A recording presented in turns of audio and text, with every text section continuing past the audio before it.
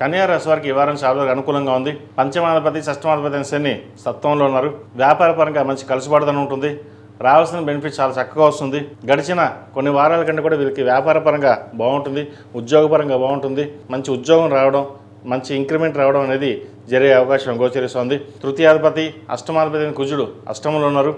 ద్వితీయ భాగ్యాధిపతి అయిన శుక్రుడు దశమ స్థానంలో ఉన్నారు, గురువుతో కలిసి ఉన్నారు.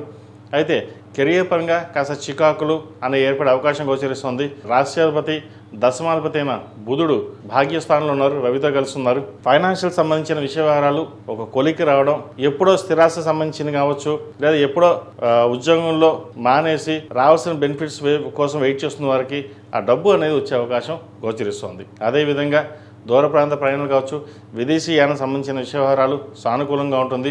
ఆధ్యాత్మికంగా ముందుకు వెళ్ళడం కోసం చేసే ప్రయత్నాలు కలిసి వస్తాయి. దైవ దర్శనాలు ఎక్కువగా చేసుకుంటారు. వృత్తి ఉద్యోగాల పరంగా చేసే కష్టాన్ని ఏదైతే ఉందో నమ్ముకుని ముందుకు వెళ్ళడం చెప్పదగినది. అయితే ఒక్కొక్కసారి చికాకు ఎక్కువగా ఉంటుంది. మనం చెప్పిన మాట ఎవరు వినడం లేదు, అయితే జాతకం ఇలాగే ఉంటుందా అన్న ఒక ఆలోచన కూడా ఉంటుంది. మీరు ఆలోచించే విధానం ఏదైతే ఉందో కొంతమందికి నచ్చుతుంది, కొంతమంది నచ్చకపోవచ్చు. అది కుటుంబ స్థానంలో కావచ్చు, అదే వ్యాపార ప్రదేశంలో కావచ్చు, ఉద్యోగ స్థలంలో కావచ్చు. అయితే మీ ఆలోచన విధానం ఏదైతే ఉందో అది 10 మందికి రుద్దడానికి ఎప్పుడు మనం ప్రయత్నం చేయకూడదు. ఎవరిష్టం వాళ్ళది. అదేవిధంగా వివాహ సంబంధించిన విషయ వ్యవహారాలు పుష్కలంగా ఉంది. మంచి సంబంధం కుదురుతుంది. ఏదైనా సరే సంబంధ విషయ వ్యవహారాల్లో ఆచితూచి అడుగు వేయాలి. అదేవిధంగా ప్రేమ వివాహం సంబంధించిన విషయ వ్యవహారాల్లో కాస్త ఇబ్బందికరమైన వాతావరణం ఉండే అవకాశం గోచరిస్తుంది.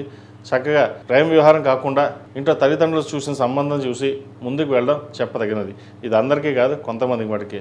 ఏదైనా సరే కొనొక్కొక్కసారి నిర్ణయాలు తప్పు అవుతుంటాయి. అందరూ బాగానే ఉన్నారు, మనం కూడా అదే ధోరణిలో వెళ్దాము అన్న ఆలోచన ఒక్కొక్కసారి వస్తుంటుంది.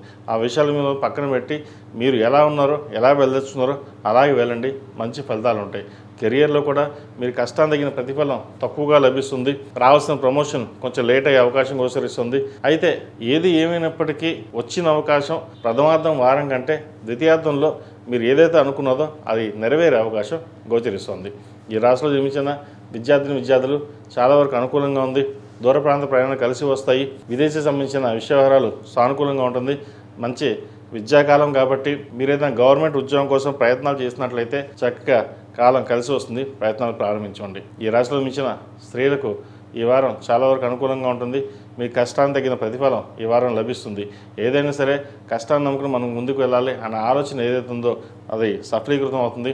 ముఖ్యంగా అడ్మినిస్ట్రేషన్ రంగంలో ఉన్న వారికి, సాఫ్ట్వేర్ రంగంలో ఉన్న వారికి, MBA ఈ సెక్టర్స్లో ఉన్న వారికి, కాస్మెటిక్స్, సినీ కళా రంగంలో ఉన్న వారికి, ఆర్టిస్టులకి, మిమిక్రీ ఆర్టిస్ట్ కళాకారులకి ఈ వారం చాలా వరకు అనుకూలంగా ఉంటుంది. విదేశీ సంబంధించిన విషయవారాలు, విదేశాలకు వెళ్ళాలని చేసే ప్రయత్నాలు ఏవైతే ఉన్నాయో అవి కలిసి వస్తాయి. ఈ రాశివారు ప్రతిరోజు ప్రతినిత్యం ఓం నమస్తే ఒత్తులతోటి, ఓం నమో నారాయణ ఒత్తులతో దీపారాయణ చేయడం, శుక్రవారం నాడు, మంగళవారం నాడు లక్ష్మీ తామర ఒత్తులతో దీపారాయణ చేయండి.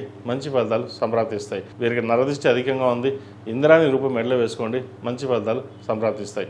ఈ రాశిలో జన్మించిన వారికి కలిసి వచ్చే సంఖ్య 5, కలిసి వచ్చే రంగు గ్రే. ఏదైనా పని మీద బయట వెళ్ళినప్పుడు సోమవారం కానీ బుధవారం వెళ్ళండి.